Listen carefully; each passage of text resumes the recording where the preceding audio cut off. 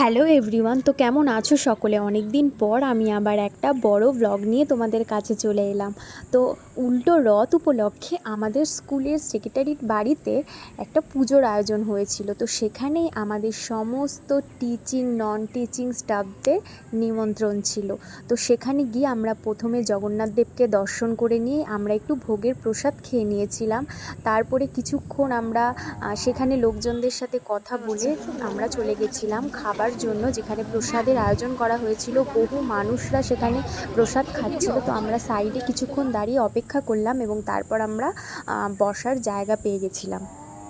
দেখো কত মানুষ এখানে প্রসাদ গ্রহণ করছে। তো আমরা এখানে পাশে দাঁড়িয়ে ওয়েট করছিলাম, আর সকলে বসবে তারপরে আমরা একসাথে খাওয়া দাওয়া শুরু করেছিলাম প্রত্যেকে। আর তার আগে আমরা নিজেদের মধ্যে কিছু কথা বলে নিচ্ছিলাম। আর এই দিনই কিন্তু রাতে আমাদের অন্য এক জায়গায় ইনভিটেশন ছিল, সেটা কিন্তু আমি তোমাদের পরের ভিডিওতে শেয়ার করব, তাই অবশ্যই পরের ভিডিওটাও কিন্তু দেখতে ভুলো না। আমি পরের জন্য যাব। হ্যাঁ, আরে হ্যাঁ, কেন পাঠাবো না?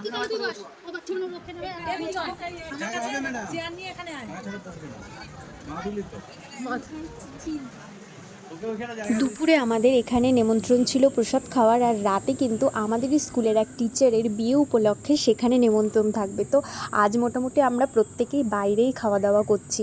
তো এই যে পাতা চলে এসেছে আমাদের টেবিলে। তো তারপর ধীরে ধীরে একে একে আমাদের পাতে প্রসাদ দেওয়া হলো। তার মধ্যে ছিল পোলাও, আলুর দম, আর এছাড়াও ছিল পনির আলু দিয়ে একটা তরকারি, যেগুলো খেতে অসাধারণ হয়েছিল। প্রসাদের আলাদা করে কোনো রিভিউ হয় না, কিন্তু এত সুন্দর হয়েছিল না খেতে, যে কি বলবো, এখনও মুখে লেগে রয়েছে। আর সব শেষে ছিল চাটনি, পাঁপড়, পায়েস আর মিষ্টি। আমি যদিও বা মিষ্টিটা খাইনি, যেহেতু বেশি মিষ্টি আমি খেতে পারি না। তারপর প্রসাদ গ্রহণ করে আমরা আবার একবার জগন্নাথ দেবের দর্শন করে তারপর আমরা যে যার মতো বাড়ি ফিরে গেছিলাম।